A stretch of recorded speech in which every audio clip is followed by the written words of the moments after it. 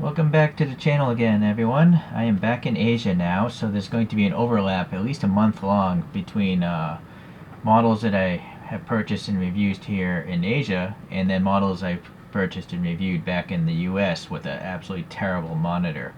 Anyways, the reason why I'm going to overlap is because I bought some new models and I think you guys might buy them based on my reviews versus all the stuff I bought in America are all like old Auto Worlds and Greenlights that everyone else has already reviewed already. Okay, so let's continue on. The reason why this video came about is Gary's wife from Gary's Diecast channel. He's in my subscriptions. And actually George's Miniatures, he's also in my subscriptions. That's how I found out about this whole challenge in the first place. I very often find out about people's challenges through other people's channels. You know, it all bounces around. So check them out. Check out all my subscriptions. They're all pretty decent. I wouldn't really keep them if they weren't. Anyways, so my first name starts with the letter T, and so what we have here is a pair of Toyota Truenos from the Initial D franchise. This is actually made by a company called Modelers, or that's the brand selling these things, and they are licensed from Initial D. You can see the graphic of the road is pretty cool. It's got this like metal plate with the cartoon characters driving these two cars. And although they are die-cast models, they have a lot of resin qualities to them. Like the exhaust tip on this one, you'll see coming around again. It literally is a metal tube, like a real exhaust system.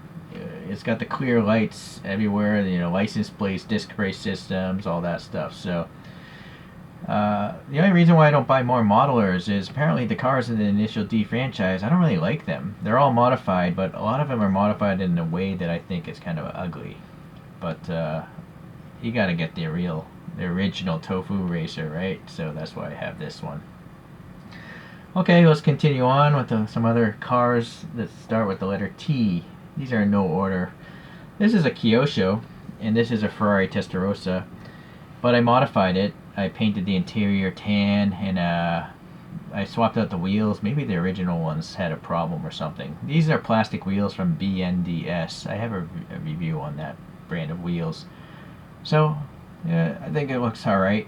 I forgot to add disc brakes to these. I'm not sure why. Maybe someday I'll add another one.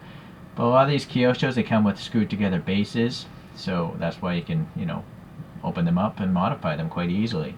So I like Kyoshos. Although on eBay nowadays, Kyoshos are very expensive. Okay, let's go on. I did review this in the States. I don't think I put it up yet though, but it'll come the review. This is the Greenlight, and this is the Ford Taurus from the RoboCop movie. The Detroit OCP police are driving around these things. So, yeah, I love the RoboCop. I like the whole franchise. It's over the top. It's ridiculous. They're a goofy bunch of movies, but I still like them. I was a kid when those things came out, or a teenager. So sadly, the only thing really weird on this one is Greenlight has plastic headlights, but they painted the outside white. As to why they wouldn't just leave those headlights clear, or I assume these are clear plastic at some point in time. Let's see. Maybe I'm wrong. I'm always wrong if you watch my channel a lot. But I kind of feel like those are separate pieces because you can see the gap. But they painted the outside. Why wouldn't they just leave them clear? Strange, right? Alright, anyway, so that's a green light for today. Let's move on. We have this here. It's a Mini GT of the Porsche Taycan, or Taycan. And Mini GT also has screwed together bases. So I went and repainted the interior of that one so you could actually see it a little bit. I think I also added disc brakes in here. Yeah, although that sadly they roll with the wheel. Yeah.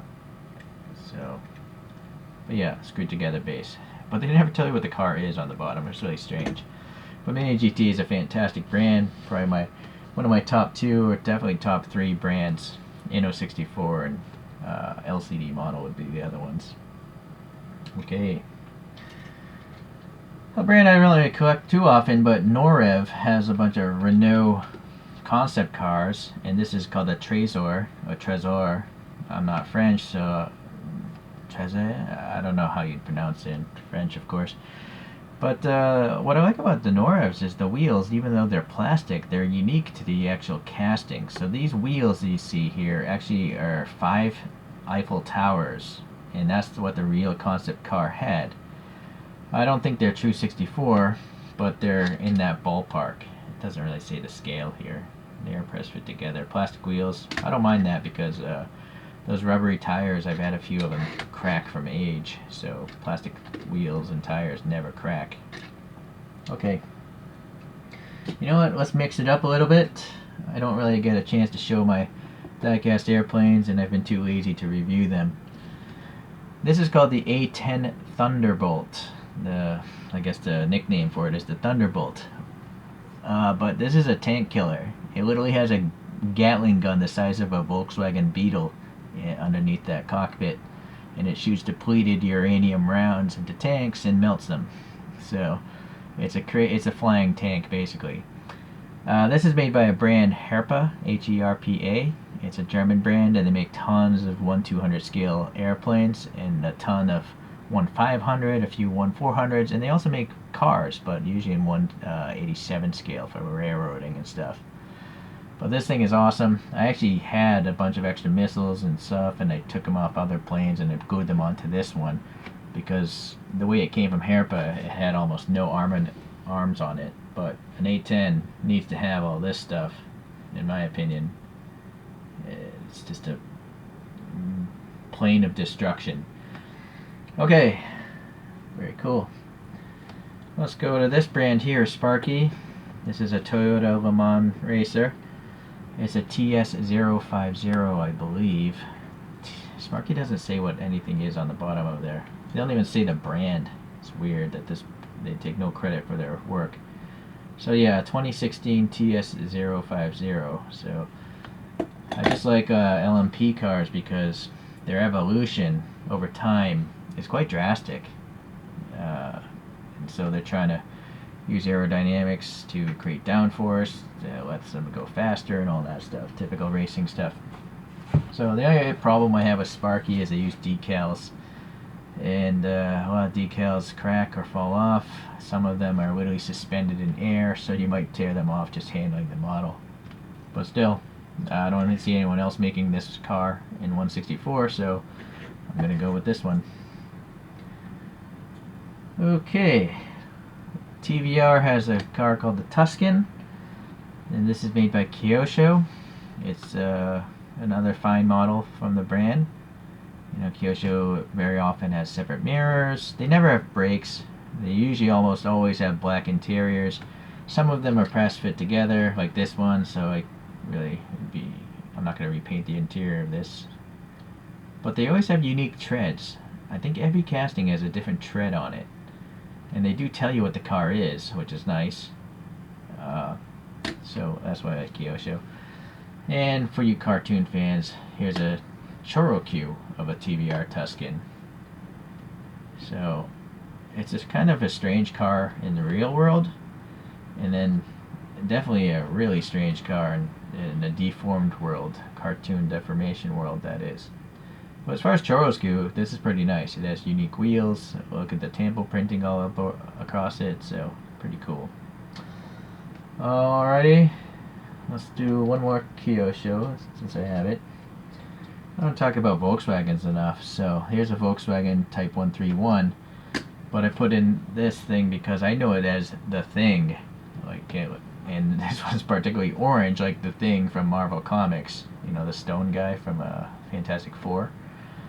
But it's such a utilitarian vehicle here. I think this could have been developed for the military initially. So it's just flat corrugated pieces of steel bodywork, and it's definitely not an attractive vehicle, but that's why I like it. It's just practical, you know. It's ugly in a good way for me. And it's got the little Volkswagen wheels, the like Type 1 Beetle wheels and stuff. Decent enough molded details on Kyosho's for the interiors, but again, black plastic. Okay. One last car, and yeah, I've shown this several times, but if I have an opportunity to show my favorite model in 164, I will take that opportunity to do so. This is the Lamborghini Terzo Millennial, and this is made by a company called MR Collection. I'm not sure if they're still available on eBay. That's where I got this one, and it was darn expensive. But this is literally, for me, the nicest 1/64 scale car that I've ever seen or have. And in particular, this white pearlescent paint job really sends it over the top. It's the nicest paint job I've seen, perhaps on any model that I've ever owned or painted myself.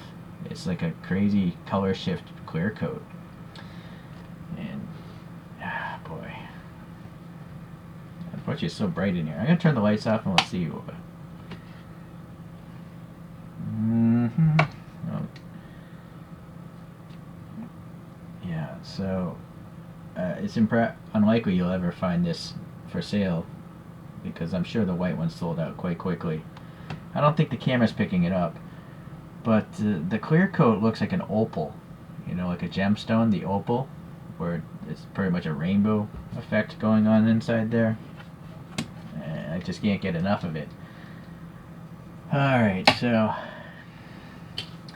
I guess that is it for my collection here.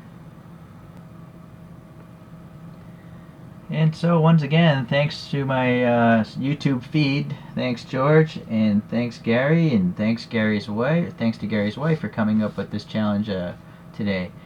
As always, it's always good to just go back and see the things you purchased, and you know, reflect upon the wise decisions you made, wasting your money on diecast cars.